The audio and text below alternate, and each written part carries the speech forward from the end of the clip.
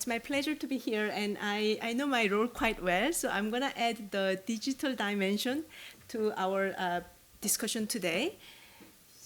So let me just, and I also prepared a few slides. So I'm also from SOAS, and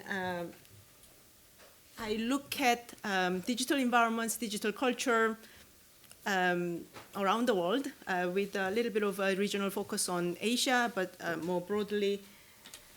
And here the point, so I know I was given only 10 minutes, so I was kind of thinking quite hard to decide what point I really want to make with this limited time.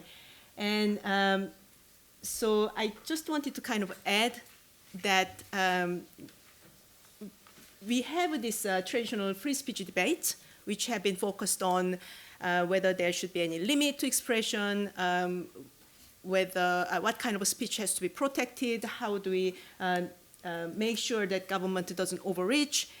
And hate speech, how do we define hate speech? So those principles still carry on, but digital environments now we are in, everyone is operating in digital environments. A couple of decades ago, online space was still kind of a demarcated from this mid space we used to call it, and when you are there, when you log off, you can just kind of come back to this real world. Now that's not the case. I'm sure a lot of you have a mobile phone now, so you are here with me, but at the same time you are online. So that distinction is really not as much relevant. So everybody is implicated in this digital environment, and there that framework that we have been working with has been fundamentally altered because there are new complications have been added. And there are many, but I really wanted to focus on two. One is that this normalization of inauthentic and manipulative content. And a second point is the growing power of private platforms. So now the distinctions between speech and manipulation and public law and terms of services of different platforms and digital companies, the distinctions are now blurred. And algorithmic curation, so they say, we will deliver more relevant content for you so that you don't need to waste more time. But that and censorship, again, that distinction is now blurred. So I'm going to show you a couple of examples. So the first one here is, I don't know if we are familiar, so it's, on the left, so that's a civil liberty lawyer in the States. She was participating in one of the anti-ICE protests recently, and this picture was on the right. That picture was from the White House official Twitter X account. Basically, they posted this AI manipulated picture. So on the left, the actual, what happened on the day was that she was courageous, she was calm when she was arrested. But they created this video image of her being hysterically crying, resisting, and they posted that. So now, and people were kind of okay with that, or at least, what can we do? And even the White House, they were saying that, oh, it was just a meme. It was a meme, so we just forwarded. I have no responsibility there. So now, the people, almost the online users, they kind of take this as a part and parcel of being online and interacting online. And now even state actors engage brazenly with this kind of tactics. So that's what I meant by disinformation as a feature of digital speech and normalization of this kind of content. And second point is, again, I don't know if we are familiar. So there is this AI embedded in, again, I'm just using this as an example here, as an illustration. So there was a recent scandal over AI feature on Twitter, X.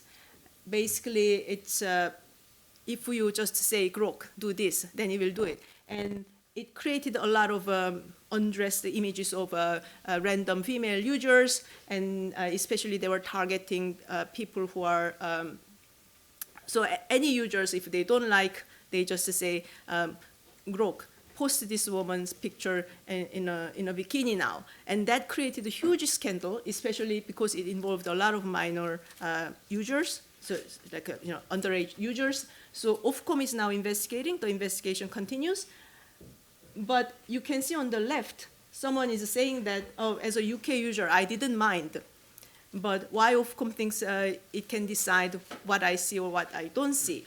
And on the right, because of the whole scandal and Ofcom investigation, now that feature is locked away for paid users only. So someone was saying that, so above that actually someone was complaining, not complaining, protesting that this is a disgrace, and then someone else just jumps in and saying, oh, put this woman in this and that. But then now Grok is saying that this feature is available only to paid customers only.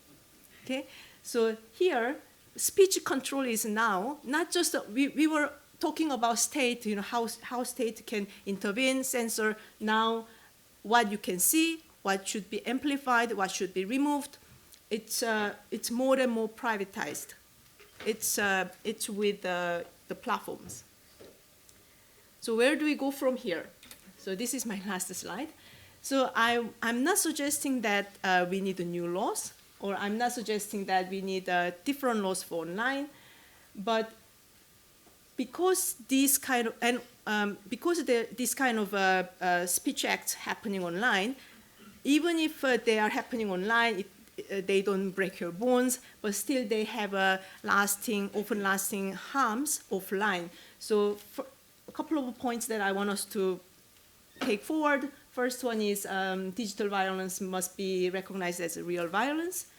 And now the core challenge is not just adding new speech laws, but how we make sure that the existing legal principles actually effectively work online. A few things to consider. Enforcement is, always difficult, but particularly difficult online. So we need to make sure that they are applied more consistently and more clearly. And platforms, they need to be held accountable in a meaningful way. And the third point is, more than ever, the harmonization between different countries is important because, the whole debate about Grok and the UK really cannot contain it because it's a US company at the end of the day based in the US. And if they are okay with it, there isn't so much from this side can do.